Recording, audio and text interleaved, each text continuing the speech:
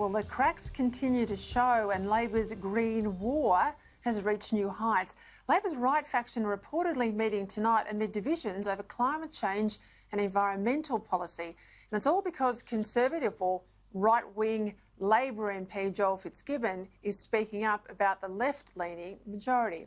Let's bring in my panel. Melbourne City Councillor Nick Rees and Sky News Outsiders co-host and Herald Sun columnist Rita Panahi, both from Melbourne. I'll start with you in the land of lockdown there, Rita. Albanese is really being pushed hard by Fitzgibbon. Where's this going to end up? Well, Albo's the leader of the party and the party's been pretty clear in its policy position. I don't know what the agitation is about. They've said that they want zero net emissions. They know precisely where they stand when it comes to renewables and environment policy. And if you don't like it, you should leave the party. You can't pretend Labor is something other than what it is. And it's a hard left Green party. The electorate's been pretty clear though, Nick. The electorate has voted away from a lot of the Labor policies. I mean, you lost the unlosable election last May. Isn't Fitzgibbon right to say that he's speaking out for workers, for blue-collar workers in particular, and for people who want an economy, not just an emissions reduction plan? Look, Joel's a great champion for the Labor cause and he's got a constituency that he represents and he does it very well. And there's a big place for Joel and the people who he fights for in the Labor Party. You are seeing a debate at the moment about exactly what Labor's climate change setting should be. That's the sort of thing that parties do when they're in opposition. I think Anthony Albanese has signalled that Labor is going to stick to the zero net emissions by 2050. That's what the rest of the advanced world is doing, like the UK and many others. But there does seem to be a live debate about what the 2030 target should be. There's some people in the right of the Labor Party, I guess the progressive right, if you like, a lot of young up-and-comers there who are pushing for Labor to continue to take an ambitious position. And then you've got folks like Joel who are quite cheekily arguing for a contrary position. That's okay. That's what political parties do.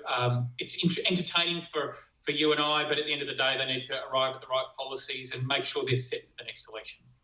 Yeah, I don't know, I'd call Joel cheeky. I'd call him pragmatic. I'd say he's been mugged by the reality of the last election. And I think, I think Labor would do well to listen to him, but I'm not unhappy that you're not listening to him because it's all the better for the good guys. Rita, I wanted to ask you about Israel Folau. We saw some of that come out, the controversy that's erupted in the UK over the weekend. The UK Super League restarted. Players took the knee in a kick-off, all in the name of the Black Lives Movement, all except Israel Folau. He was the only player to remain on his feet. A lot of people came out and criticised him. Leading the charge was Peter Fitzsimons, criticising Israel Folau. But interestingly, if you go back to some tweets that he put out there in 2011, Peter Fitzsimons likened taking the knee to public wankery. Now, I think it takes a hell of a lot of courage if Israel Folau doesn't believe in the Black Lives Matter movement to literally stand his ground when his colleagues, teammates, took the knee. I think that's incredibly brave. Absolutely. It takes far more courage to be the one who says, I'm not going to take a knee for some neo-Marxist group that has a very fantastic name that everybody agrees with. Of course, Black Lives Matter, but the Black Lives Matter movement has got very little to do with equality, as Pirate Pete was claiming. It has got a set of political agendas that it's very clear about. It's an anti-capitalist group, anti-police. And if Israel Folau doesn't believe in that, then why should he be bullied into taking a knee?